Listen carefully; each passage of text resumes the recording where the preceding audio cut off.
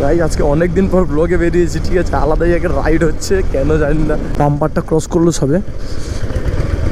হে বাবা, লরি না, ভ্যান তো যাচ্ছে, তো ওর আগে যেতে হবে, নাহলে পুরো ধুলো উড়িয়ে দিচ্ছে বাবা।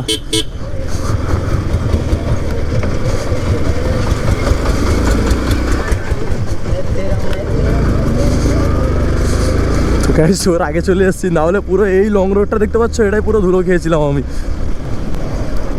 একটা ব্লগ দিয়েছিলাম এই রাস্তাটার মধ্যে, পুরো ধুলো একদম বাবা সেই ভ্যানের জন্যে। তো সেই ভ্যান আবারও আসছে, ডিফেন্সের ভ্যানগুলো, এইগুলো প্রচুর ধুলো ওঠে, সাইলেন্সারগুলো নিচে মারা থাকে। তো এই সাইডে রাস্তাটা ব্লক করা আছে মনে হয়।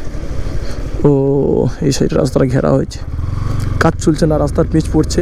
তো যাই হোক না কেন, ঘেরা আছে, হোক ভালোই। তো রাস্তাটা ভালো হলে তো আমাদেরই গাড়ি ভালো চলবে। তো যাই হোক না, চলো।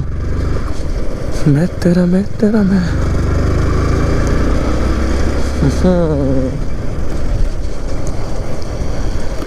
আমি কেন জানি না, আমার এই রোডের লুকিংটা আলাদাই লাগে। কারণ এই রোডের লুকিংটা কেন ভালো লাগে জানো তো? এরকম চারধারে পরিবেশটা দেখো, এই যে চাষবাস, এই যে লুকিংটা আলাদাই একটা লেভেলের আছে, পুরো কী বলবো একদম।